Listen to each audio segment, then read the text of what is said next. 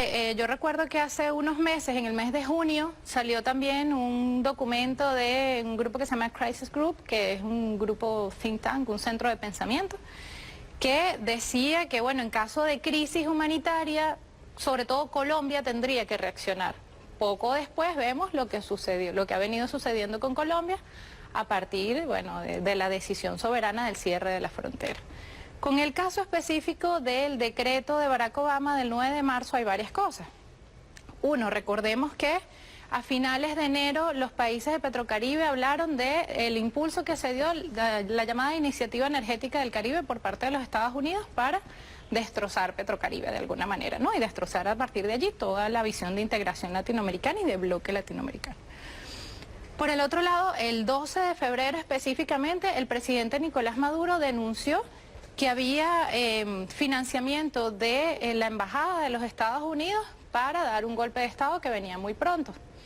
El 28 de febrero, el presidente Nicolás Maduro también de manera soberana saca un decreto donde dice que hay que tener reciprocidad en las relaciones diplomáticas, ¿no? Entonces tenemos que tener el mismo número de personas en nuestras embajadas, tenemos que además sacar a 3 personas que sacamos en ese momento precisamente por actos conspirativos y se toman una serie de decisiones y se deciden además sancionar a 7 personas. Acto seguido, 9 días después, entonces viene el decreto de Obama. El decreto de Obama, yo lo que creo es que en el caso de la República Bolivariana de Venezuela hemos tenido una victoria a nivel de todo este desempeño diplomático que hemos venido manejando. Es sumamente importante todo lo que pasó, no solamente en el marco de todo lo que fue el mes de septiembre y parte del mes de octubre en Naciones Unidas, sino además la semana pasada con el mantenernos, pues, ¿no?, en el Consejo de Derechos Humanos de Naciones Unidas, a pesar de todo el ataque mediático, sobre todo que hubo por parte de periódicos españoles, de periódicos estadounidenses, y uno sabe además de ciertos actores estadounidenses. ¿Eso es un bloqueo, estadounidenses? Carolina, que hayan votado nuevamente por Venezuela dentro de ese consejo pudiera frenar un poco. Esto es muy evidente, ¿no? Esto es demasiado evidente. Es muy evidente, pero además si tú revisas, sabes que parte de lo que te decía el propio Obama es que era necesario el decreto como una proforma, o hablar de que Venezuela constituía una amenaza extraordinaria no solo a su política exterior y a su seguridad nacional, como una proforma para poder establecer sanciones.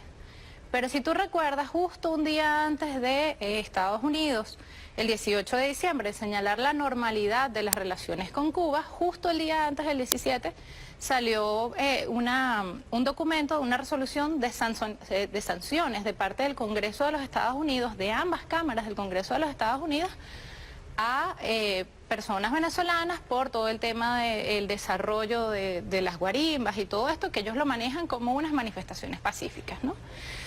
En ese caso, lo único que faltaba para ese momento era que el presidente Barack Obama estableciera el listado de cuáles iban a ser esas personas sancionadas. Por lo tanto, ya tenías hasta la aprobación del Congreso, que es lo más difícil dentro de su gobierno, para establecer unas sanciones. Con eso se le cae el argumento de la proforma, ¿no?, que venían manejando. Entonces, yo creo que ellos han tratado por todas las vías, inclusive desde el punto de vista diplomático, de establecer bloqueos, sanciones unilaterales, como lo habían venido haciendo con muchos otros países, lo cual además constituye una ilegalidad, porque tú no puedes establecer sanciones unilaterales contra otro país. Eso no está en ninguna de las convenciones internacionales, ¿no? De hecho, cuando ellos deciden retirar a 3 personas y declararlas non gratas de nuestra embajada en Estados Unidos, tú ves a Psaki diciendo, Psaki era la vocera del Departamento de Estado, de la Casa Blanca, diciendo, bueno, de acuerdo con el artículo 9 de la Convención de Viena, pues, ¿no?, que te permite sacar a personas y declararlas non gratas en ciertas condiciones. Pero ellos tratan siempre como de mantenerse en ese marco de legalidad. Ahora, ¿qué es legalidad para ellos? La única legalidad que ellos conocen en el año 1845, ya tenías a un periodista llamado O'Sullivan, que es el que lanza toda la visión del Destino Manifiesto, de que nosotros somos los que tenemos que ser garantes del mundo a nivel de derechos humanos, nosotros tenemos que garantizar la libertad, nosotros tenemos que garantizar todos estos elementos que al final son como nosotros lo decimos, pues, ¿no? Entonces la democracia desde el punto de vista de nuestra visión de democracia. Ahora, partiendo desde eso, cómo o qué garantía puede tener Venezuela al realizar una demanda en Estados Unidos. Recordemos que se hizo acá una campaña para solicitando la derogación de ese decreto y allí no ocurrió nada. O sea, qué impacto, y allí sí quiero saber qué impacto tiene para nuestro país acudir a Estados Unidos a formalizar esa demanda. Bueno, yo no tengo los detalles, evidentemente depende de para dónde vayas, ¿no? En estos días estaba revisando algo de información y resulta que el Congreso Demócrata de California sacó una resolución donde dice que Obama tiene que derogar el decreto, por ejemplo, ¿no? O sea, nosotros tenemos no solamente grupos sociales dentro de los Estados Unidos, sino también algunos grupos de poder, algunos lobbies que no están de acuerdo con el decreto y que han llamado a la derogatoria del decreto. ¿Qué te dice este grupo de California? Te dice, mira, ya que el presidente Barack Obama en sí mismo dijo el 9 de abril, es decir, exactamente un mes después de haber sacado el decreto, dijo que Venezuela realmente no constituía una amenaza, ¿no? O sea, porque además dijo una cosa y después se desmintió completamente, el decreto debe ser derogado. Esa es la razón que ellos te dan.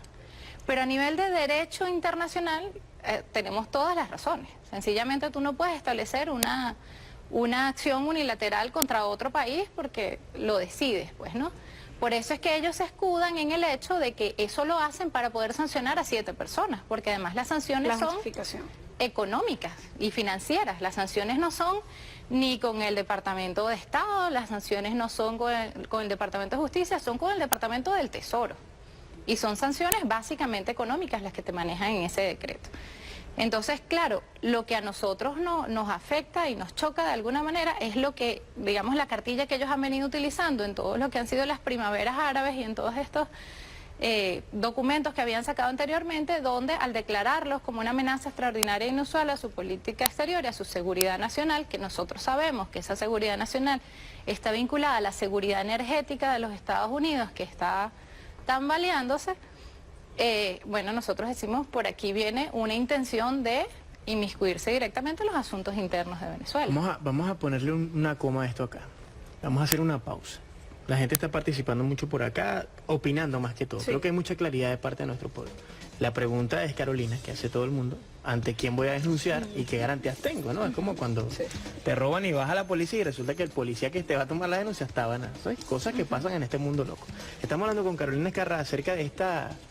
Esto es una ridiculez. Que Venezuela es una amenaza y que hay un general que nos piensa 40 segundos al día. ¿Somos una amenaza o no? Lo conversamos con la invitada del día de hoy acá en el desayuno. Bueno, nuestra invitada Carolina Escarra, politóloga. Había dejado, Jordán, una pregunta que también quizás iba relacionada con lo que yo preguntaba. ¿Dónde se denuncia Venezuela, ante qué organismo en Estados Unidos, y la garantía que quizás es lo que se pregunta también? Sí, fíjate, una de los pocos temas, o sea, es decir, Estados Unidos es una república federal.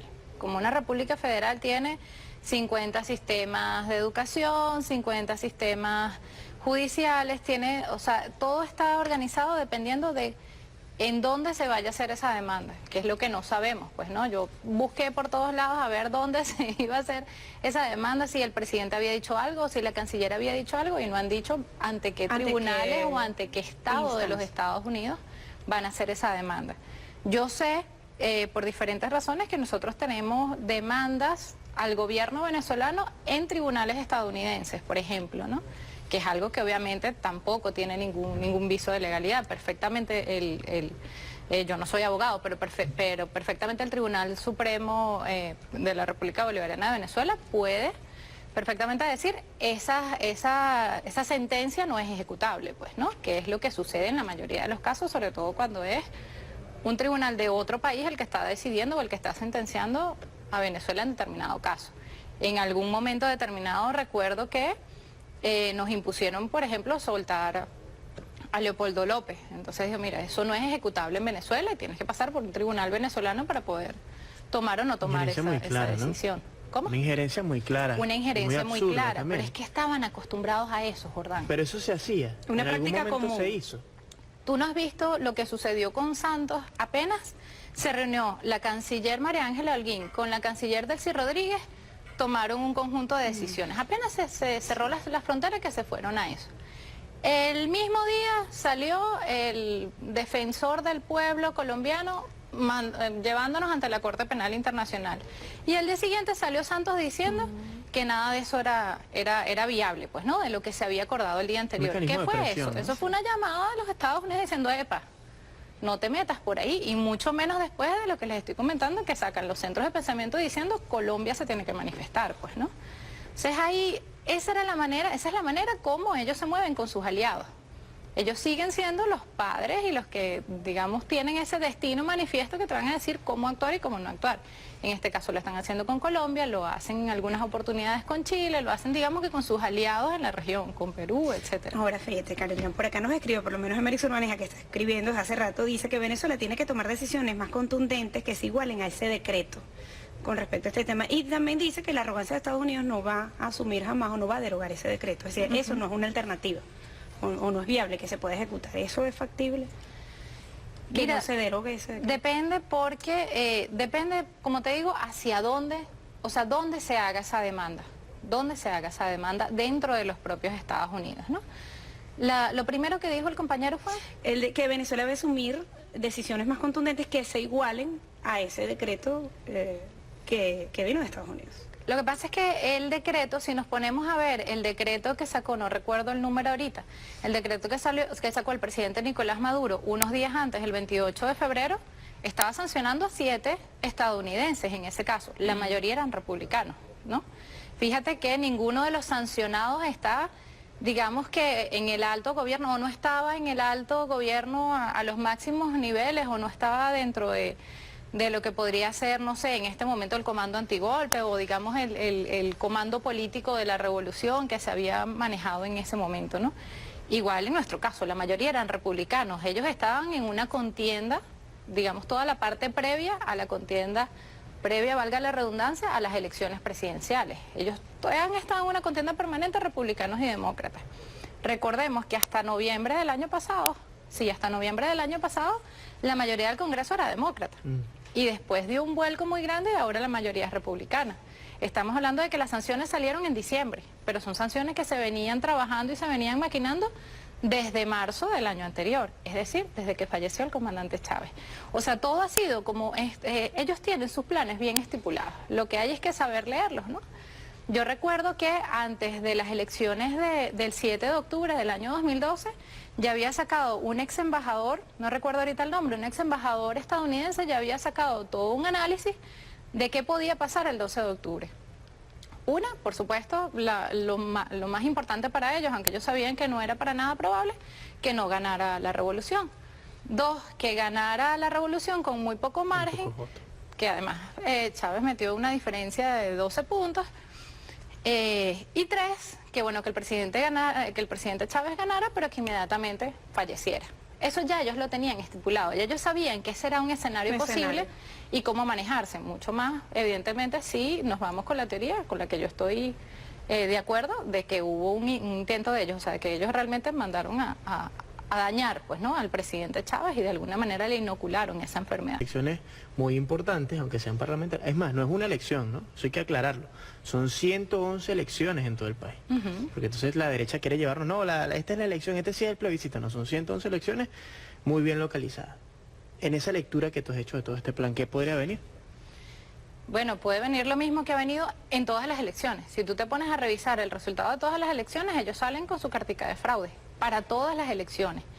Ellos tienen un problema grave y es que desde el año 2012, con ese documento con el que no todos estuvieron de acuerdo, ¿ok?, que era, digamos, que su carta de navegación, que era su programa de gobierno, ellos han tratado de esconderlo. Ya no aparece en ninguna parte. Ya ahorita no aparece en ninguna parte, pero uno además, después de escuchar a Hausmann y después de escuchar a Mendoza, uno sabe que siguen con la misma cartilla y que la idea es, bueno, que el Fondo Monetario Internacional intervenga, lo que me hace pensar mucho en la doctrina del shock de Naomi Klein, que es precisamente eso, te llevo hasta el punto en que ya no puedes más y entonces vengo yo como Salvador, Fondo Monetario Internacional, a decirte cómo debes actuar. ¿Cuál es la diferencia en este caso? Bueno, que Venezuela ya no está en el CIADI y que Venezuela ya no está en el Fondo Monetario Internacional. Ni tiene las intenciones de estar Ni tiene las intenciones de estar en el Fondo Monetario Internacional. Solamente la derecha venezolana tiene intenciones de negociar con el Fondo Monetario Internacional. ¿Qué puede venir? Va a venir lo mismo, pero nosotros hemos trabajado muy bien a nivel internacional. La gente a veces no le da como tanta importancia digamos que a los distintos pasos que se han venido dando a nivel internacional. Por eso te decía, no es de gratis que haya salido Kelly, e inmediatamente hayan salido las declaraciones de, olvidé el nombre también, de la persona esta de la Cancillería rusa. No es de gratis que hace 2 semanas, hace 3 semanas se haya logrado firmar el Tratado Transpacífico que los Estados Unidos ha venido impulsando, pero que hace un año en la ASEAN pues triunfó toda la visión de integración que había planteado China en ese momento. O sea, es un juego donde Venezuela es un actor, y es un actor que está a puertas de otras elecciones, como vamos a estar el año que viene, igual para el tema de los gobernadores. Es una situación donde nosotros estamos permanentemente en elecciones. En este caso ellos dicen, es la última, lo han dicho en todas las elecciones. En todas las elecciones ellos han dicho, esta es la última, ahorita sí salimos. Yo recuerdo durante el golpe de Estado, todas las declaraciones de Carmona, yo estaba impresionada en mi casa cuando ese señor dijo se suspende todo, y llamé a algunos compañeros politólogos y me decían, no importa, salimos de eso, pero están locos. Porque la euforia, lo que ellos manejan es la euforia del pueblo. O sea, ellos la campaña la están haciendo en las colas, creando zozobra, creando miedo. Ellos no necesitan realmente sacar pancartas ni nada por el estilo, pero su única propuesta es salir del gobierno. Sí. Pero después, ¿qué? O sea, ese qué está en ese documento, desde mi punto de vista, está en ese documento del 2012, está en esas declaraciones de Hausmann y de Mendoza. Con respecto directamente a la demanda que puede establecer Venezuela, como te digo, depende de qué en tribunal se establezca. Si es en California, bueno, pareciera ser por este grupo y esto que conseguimos en estos días, que allá hay unos avances en ese sentido y gente que está solicitándole dentro de los Estados Unidos al propio presidente Barack Obama derogue el decreto. Hay que ver cómo se mantiene lo que hace frente a las elecciones del año que viene, pues, ¿no? Bueno, ahí están los escenarios. Y el pueblo consciente, conciencia, el pueblo venezolano de cara a este proceso electoral del 6 de diciembre. Carolina, gracias por acompañarnos. Gracias a ustedes por la invitación. Uno ni le pregunta, ¿verdad? No. Carolina, hola Carolina. Sí, hola Carolina, desarrolla. Hola Carolina, desarrolla. Profesora del desayuno, Carolina Carla. Gracias por acompañarnos. Gracias.